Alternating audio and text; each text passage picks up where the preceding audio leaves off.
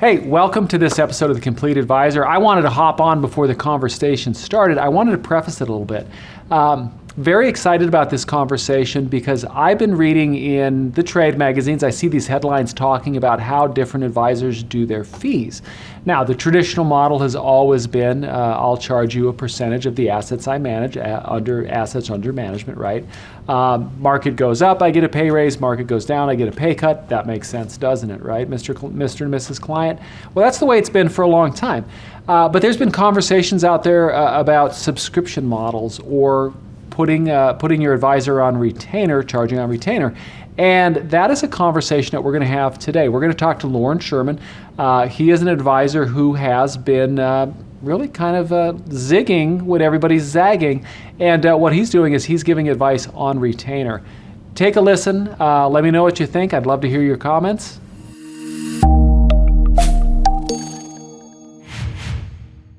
We are going to hop right in. I am very excited about this topic. Loren, thank you for being here with us. Yes, I'm excited to talk with you. You weren't here last time I visited, so I'm pumped for this. I'm excited because you do something different. I'm always excited, folks, when you get to talk to an advisor that's doing something that's you haven't run into before.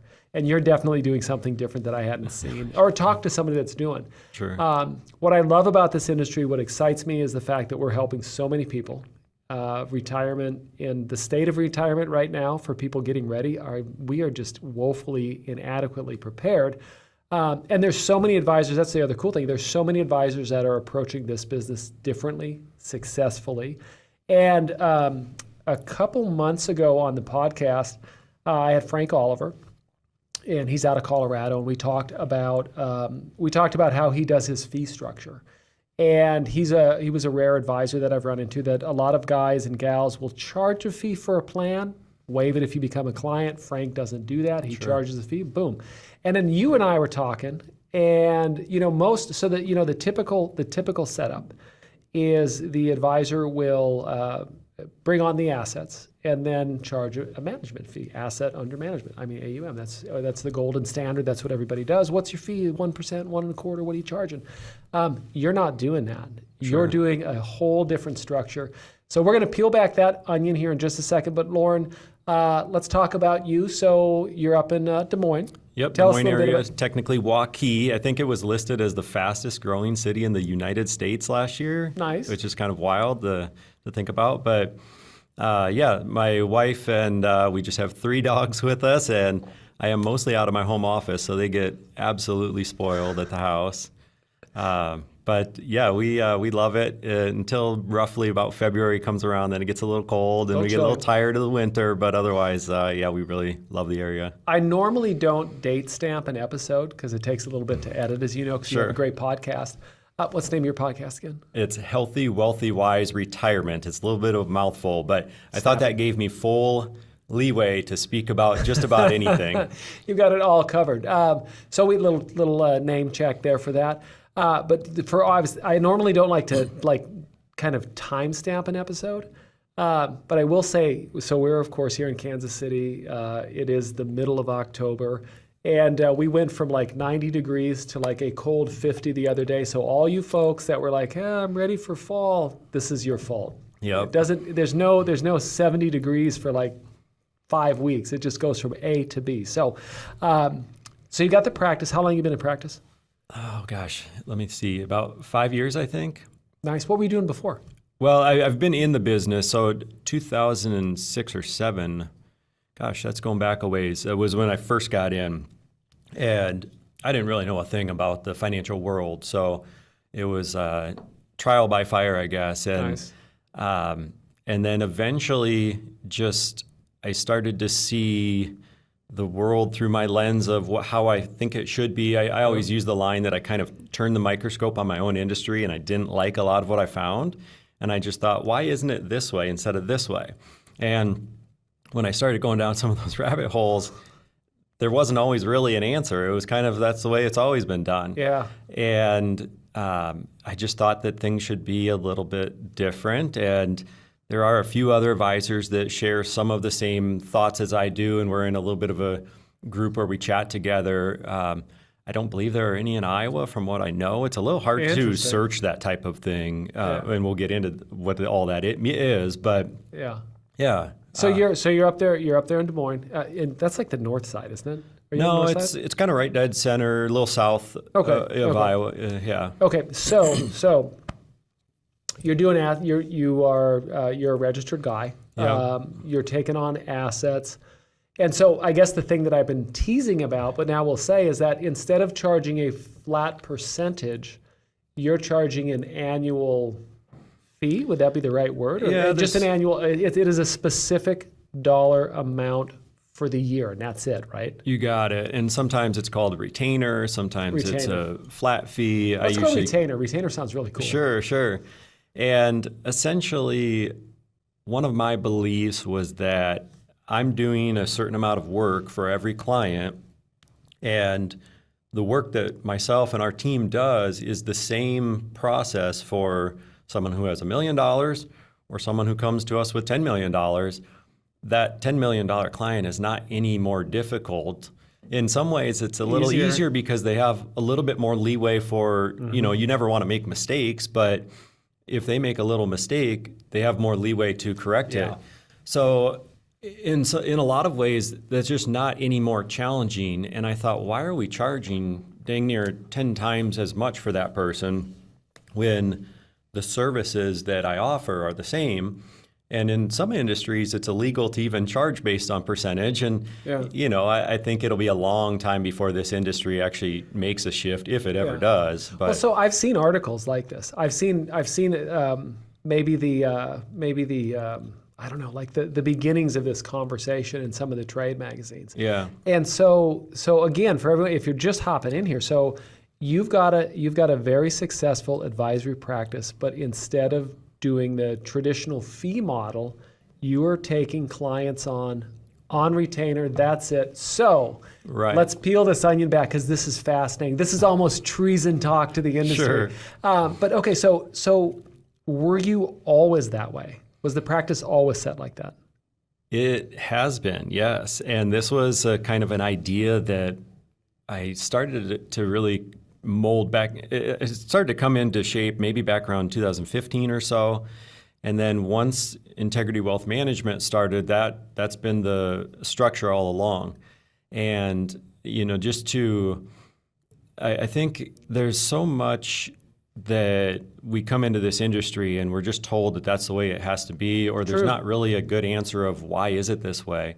And I've always been I was probably the annoying little second grader in school that would always ask the teacher why questions, and they just say, just do the work. And that's just my personality, is to always question things. And sometimes that makes things a little bit more difficult for myself, but other times it turns over new leaves of different ways to do things. All right, so you're out there talking to clients, prospects. Sure. So let's talk about how has this been received?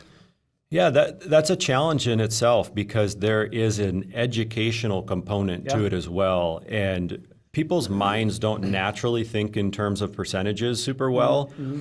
So I've had some really, really intelligent people in their field, and let's say they have $3.5 million and their advisor's charging them 1%. Yep. And for full disclosure, my fee is $750 per month. It's $9,000 per year. And sometimes I'll get the kind of, well, that seems a little high. I laugh because I've answered the same question of why is your fee so high? And on the flip side, I've had to defend why is your fee so low? Great question. So, but it's I've had some, going back to that thought, I've had some really intelligent people in their own field, and even a flat fee of just a 1%, just 1%, very simple to calculate, $3.5 million portfolio. And they thought that my fee was more than what they were paying because our minds just don't naturally think very well in terms of percentages, I think. 1% sounds like nothing. And I think a lot of times, well, that's true. You're keeping 99. 1% seems like nothing. But the other part of it is that a lot of people just don't like to have the fee conversation. Mm-hmm. So that is a little bit of a challenge, is that people aren't kicking down our door coming to us and saying, we want to do business with you necessarily because there is an educational component to it too, and they might not even realize that they're paying a lot more. Yeah. And I hate to make the whole conversation about fees too, because Yeah, because it's a race to the bottom. Yeah, as soon as you say, well, this is our model and we're less expensive, someone can come right in and undercut you. So I don't make it as much about the less or more. Mm-hmm. It's just the belief and the idea that I hold really strongly myself. And it's been interesting, the conversations that it does open the eyes of a lot of people, though, because so much of that is just kind of behind the, on the back page of every, the disclaimers or the fee stuff just doesn't get talked about a whole lot. But, and like I said, I don't like to make that the one and only thing. But sure. when you're compounding these fees over the course of retirement, it just makes such a huge difference that it's hard not to have that conversation, particularly when, some of our clients have been paying in the $30s and $40s and $50,000 per year, just because they have some decent sized portfolios that really, really compounds over the course of retirement. It's fascinating. So I think it was, I'm going to just think this back, but I know that I was somewhere where there was talk of going to, instead of the percent of disclosing the percent of fee, they were talking about having to put the dollar amount.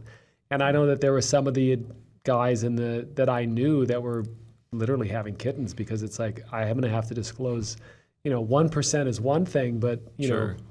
Hey, that's $45,000 a year for me to just say like, hey, don't make any moves, or let's reposition, let's rebalance that portfolio like twice right in a 6-month period.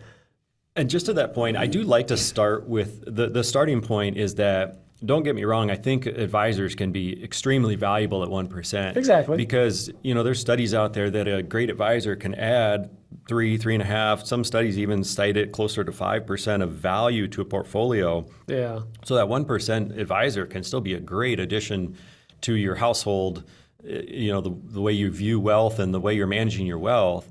We just have a different take on it, is all. So you don't get to do the classic line of like, listen, we charge this percent. And so what that means to you, Loren, is that if the market goes up, I get a pay raise. If the market goes down, I get a pay cut. That's the way it should work, shouldn't it? Oh, yeah. Right. But so talk a little bit about how clients have received that. Besides, I know there definitely would be an education component. Yeah. But then keep going with that then. Yeah. Well, and just really briefly to that last point that you made of if you do well, we do well. Sure. Yeah. It's a little bit like in real estate though too.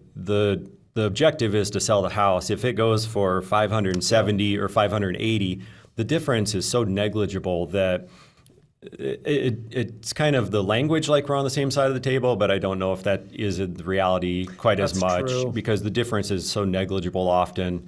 But that is a is. great analogy, because just about anybody that has a portfolio has probably bought or sold a house. And when Sure. you're selling the house, like, hey, hold out for more, and the real estate agent's like, no, it matters to me. Yeah, if both sides come to an agreement at $570,000, let's say, that guy's going to say, let's go ahead and get this house sold. They're not saying, we could probably get an extra $5,000 or $10,000 out of this offer. Yeah, let's just get it done. But jumping back to your other question, maybe you'll repeat that for me, actually. I think it was about how has that been received? Yeah, so I totally see the education component, because everybody, like you were saying, everybody in the industry is basically doing things one way, and you're one of the early adopters, or everybody's zigging and you're zagging.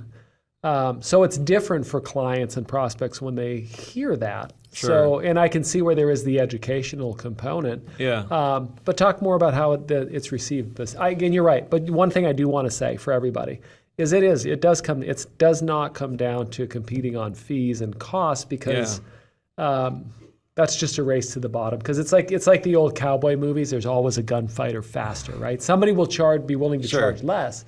Especially as we head towards the potential of robo-advising and all that jazz. Absolutely. But it's just so different. It is just so different. So the way I position it is that we're doing a retirement checklist. We call it retirement risks analysis. And it's modeled, actually I just met Wade Pfau. It's modeled a lot after what he did with the RICP, Retirement Income Certified Professional Chartered professional. I think this Professional or planner, one of the two. Yeah, and the C is either chartered or certified. Okay. But yes, the RICP, everyone knows that. Yeah, I know the acronym, but not the. Okay, so I did that back years ago, and awesome coursework for any advisors out there. But what a lot of it was what are the biggest risks that people are going to face in retirement? So all of my designations are really retirement focused. That's where I decided to focus my energy. I didn't want to be all things, all people. Yeah. And this 14-point checklist, we call it retirement risks analysis. And, one might be longevity risk of, do you have the potential to outlive your money? Let's do a deep dive into your portfolio and see how high that risk is for you. Public policy risk, that might be more taxes. We have a tax risk or a tax drag on your portfolio. Yeah. One of those 14-point checks is a fee drag, and how much are fees potentially dragging your portfolio. And so it's not the conversation of like, we're different because we have a different type of fee, you should come with us. Yep. It's, hey, this is just one piece on a 14-point checklist that we're doing for you. And to your point, circling all the way back when you mentioned Frank charging for that plan, I've always gone back and forth on that. At this point in time, I'm still not charging for that initial, because we're not going to be a great fit for so many people. And I just understand that going in. And I thought, well, maybe it's a little unfair to charge for this if we're just not going to be a great fit, because maybe they I don't want to say they don't have enough assets, but at a certain point, our fee just doesn't make sense for people, because they could go get that 1% advisor and maybe pay them a lot less if they have a $500,000 portfolio or something like that. So this, in a way, so one thing I could see is that in any situation that you're talking to somebody that already has an advisor, you're creating uncomfortable conversations when they go back. Sure. I do like the way you just positioned that, though, of the fact that I'm helping you. My goal is to provide a successful retirement and the most efficient portfolio. Yeah. And one of the things that we can affect for, one of the things I can combat, is the drag of fees. So one of the other things, though, that I like is that, in a way, this would appeal to a prospect of a certain size. Sure. Like, it's going to self-select. Yeah. And I can see the beauty and the terror in that for you, as far as new people coming in. How does that work? Because it would make, I guess, mathematically, I guess that would make sense. You got to have $1 million. Yeah. For it to. Yeah. If you're only looking at it from that perspective, though. Right. And I do have that listed on my website of who we're best fit for, and it does state right on there that we're best fit for those with roughly $1 million of investable assets or more. Yeah. So that is part of it. And I think, my belief is that we were just talking about the 80-20 principle not long ago. Yeah. And I bet in reality it's probably closer to a 90-10 in a lot of cases. And I think a lot of advisory firms out there, they probably have their 10 best clients or their 10% best clients that are more or less subsidizing the firm as a whole, because those are the profitable ones, and then they have a lot that maybe are not so profitable. And that's fine if you want to design your practice that way intentionally and you want to serve a lot of people. That's perfect. I think it's just, let's not fool ourselves. Like, let's be aware that your time, just like a lawyer, for example, you have to value your time at a certain amount. And if you charge that fairly for everybody, then in my opinion, you don't have to overcharge some and undercharge others. You just charge it fairly for everyone. How are you prospecting, by the way? Well, a little bit through my podcast. Sometimes I have people who are listening that I don't even know they're listening, and they've been listening for 6 months, and then they reach out. And what's cool about that is they kind of already know you and know your voice and know a little bit about you. So they're kind of cool with having a conversation, and they know what to expect already. So that's been a fun offshoot, because initially I did the podcast just because a lot of it was, or even started the newsletter was, I keep answering these same questions. I'm going to just try to answer them really well one time so that I can have something intentional that I can direct people to. Somebody asks you a question like, episode 7, leave me alone. Yeah, I just had someone recently reach out, and they said that tax planning was a big concern of them. They were introduction from another client, and right away I was able to send her, I said, hey, I don't want to overwhelm you, but if she seemed to be the type that loved to do some research is what I gathered from a quick conversation. And I sent her, I said, hey, here's four or five episodes I've already done specifically speaking to tax planning and retirement. Dive into it if you want. If you don't, we'll have a more one-on-one conversation. And tax planning is a big differentiator for us. I think everybody loves to say we do comprehensive planning, but how many advisors are getting that tax return, doing the actual tax planning? A lot of firms can't even do it from a compliance standpoint, first off. True. So, that piece I try to speak on. Obviously the fee is very different.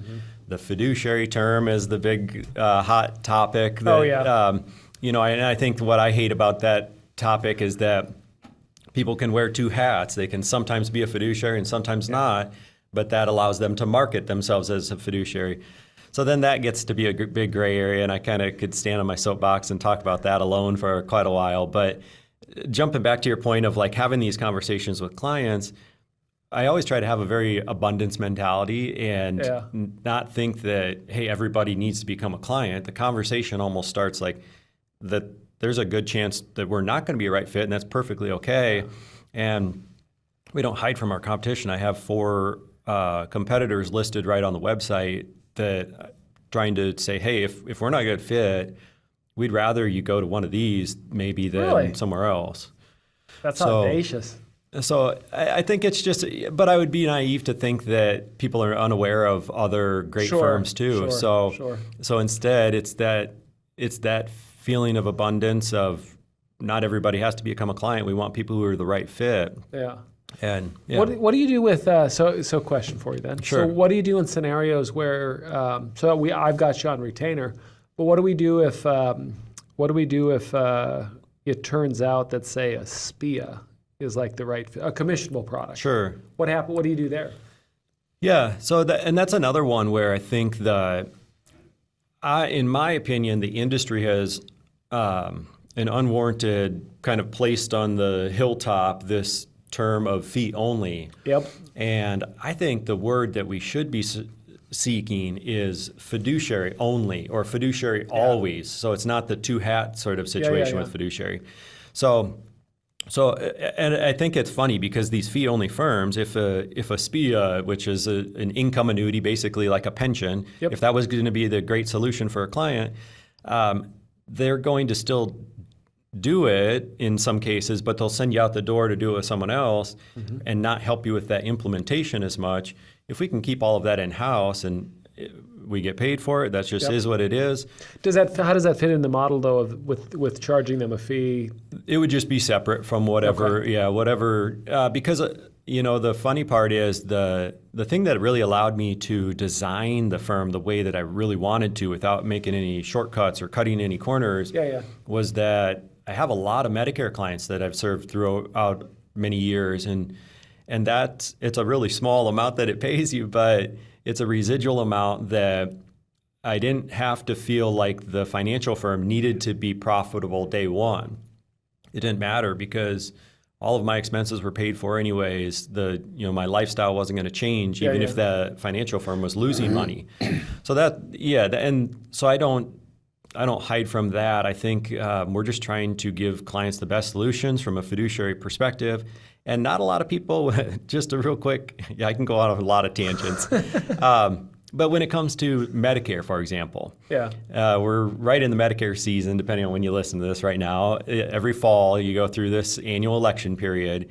And any advice that I give is always, it has to be from a fiduciary standpoint. I'm always coming from a fiduciary perspective. So that's a big one where we help a lot of people with Medicare, and they're talking to, they're seeing the TV commercials, they're getting the sales pitch from the brochures in the mail. Everything is a sales pitch and a salesperson, for lack of a better way of saying it. And it's kind of refreshing when some of, these people come and get our help because it's from a fiduciary standpoint.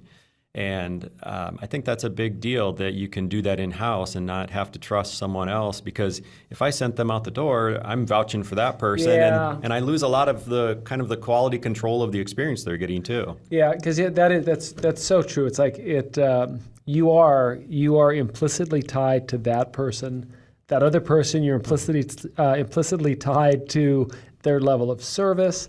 It's just like when you take somebody to a friend's, you take a friend along to someone else's house and they break a lamp. Your friend always remembers it. Hey, that guy that you came along. Right, whether you like it or not. Yeah. My parents still bring up my roommate from college who broke Brandon, if you're listening to this, you know you did it.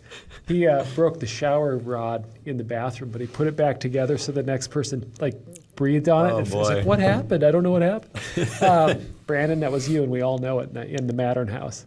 But that's so true. That's interesting. That is interesting.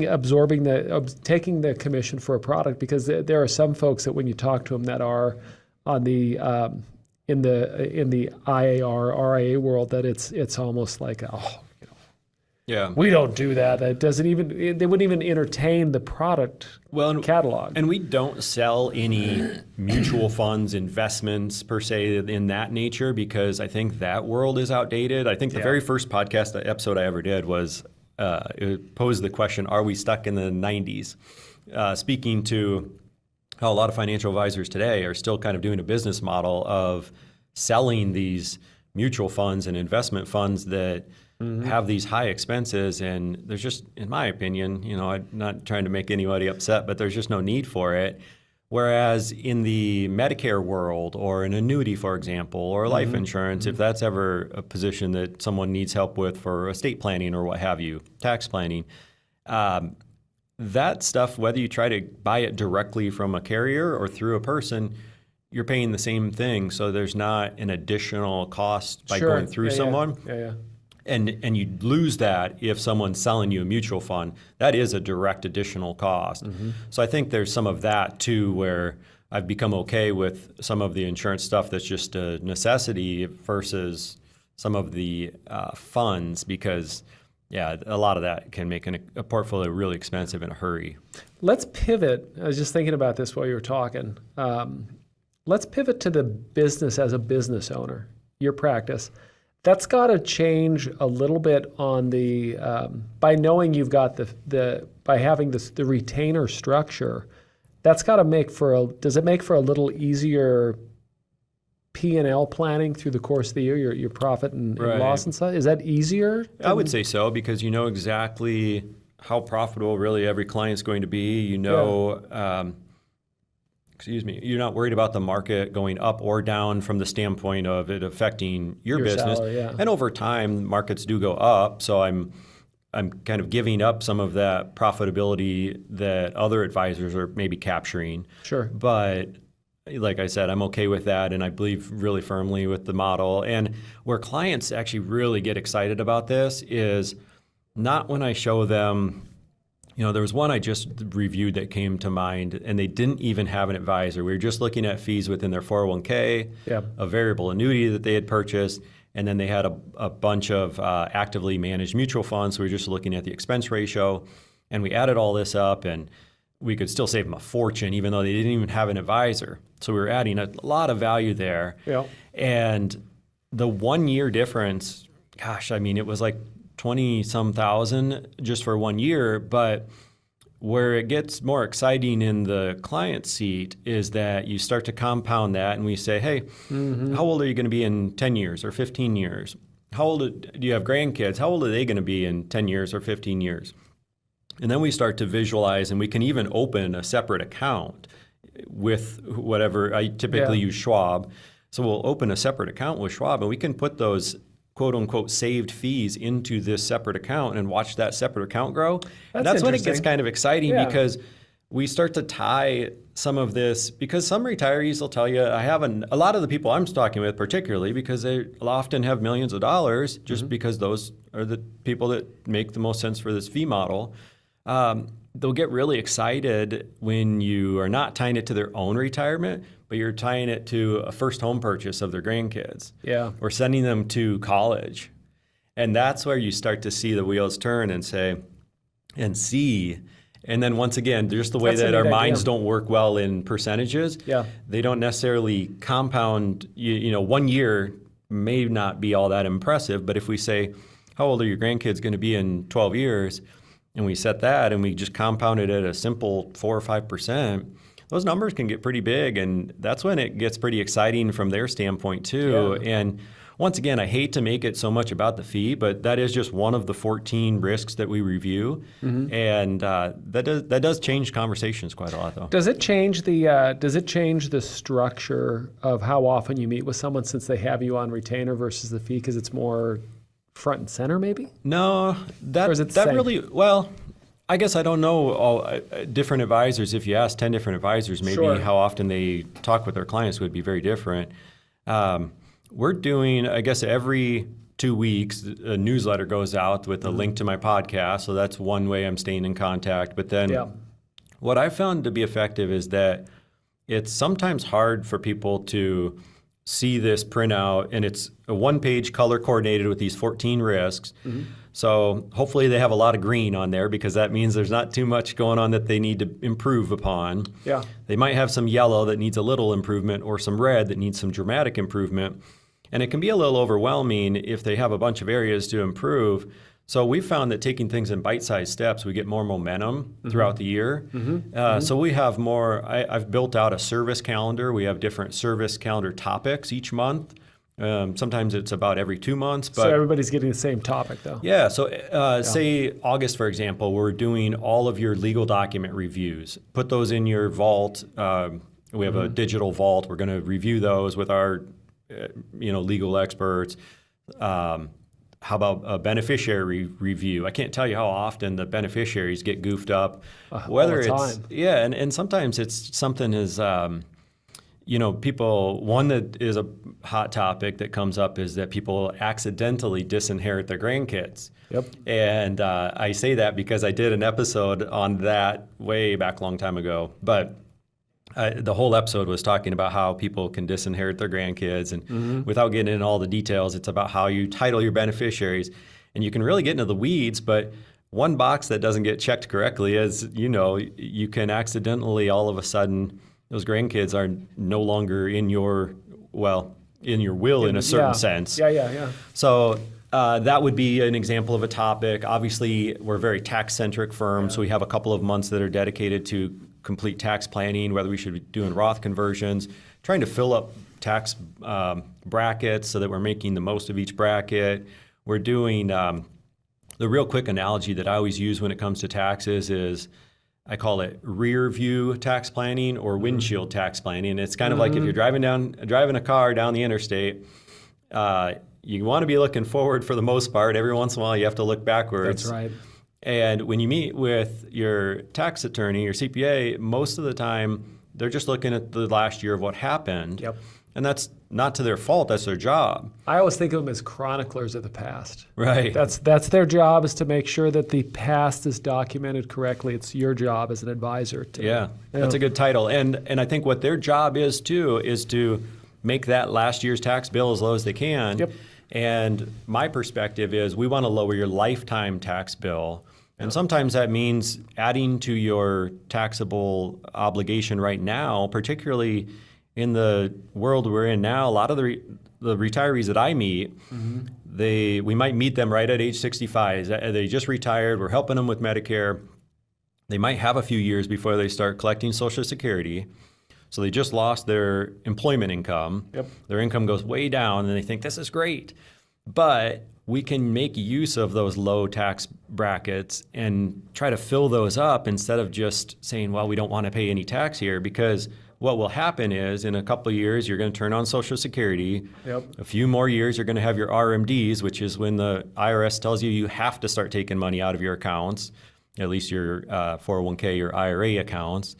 And then what happens is you have these layered on top of each other, and all of a sudden you're paying way more in taxes. And if you could have just smoothed that out a little bit, you'd have been so much better off. But your CPA is not likely going to tell you that because that's not their job. Yeah, he or she has things to do. Right. Do you ever, again, I'm just fascinated with the retainer structure.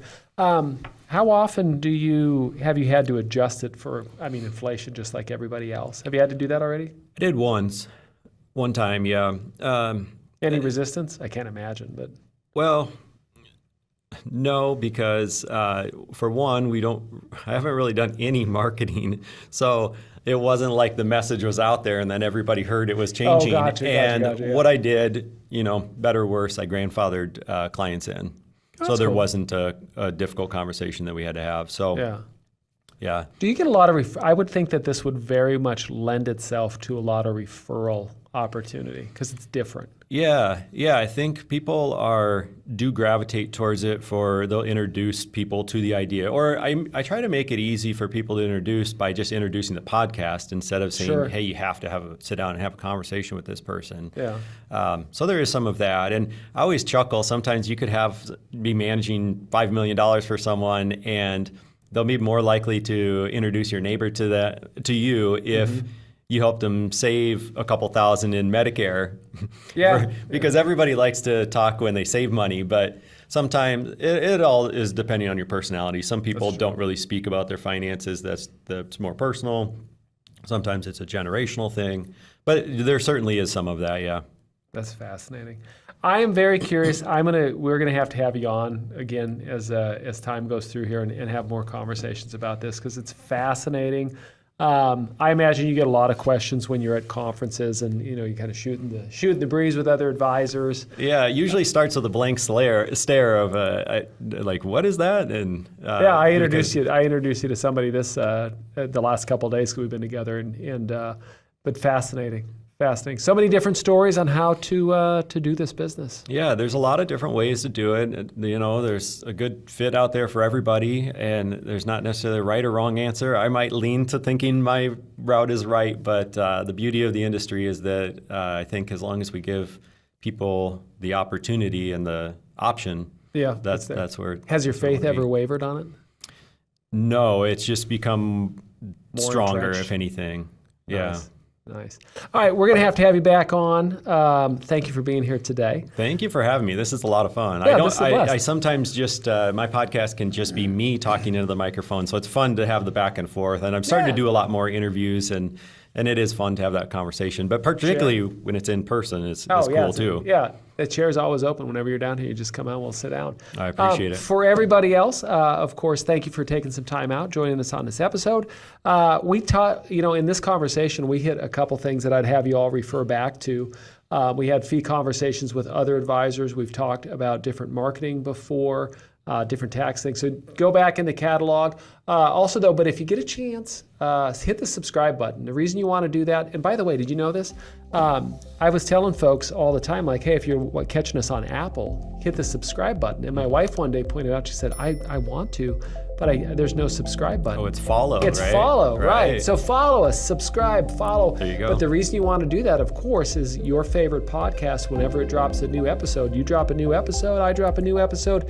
If you're following /subscribe, depending on where you're catching it, you get notified that there's something new, and that's the awesome part. So thank you for being here. Thank you for being here, and we'll see you all next episode. Thank you so much. It was good times. Fascinating.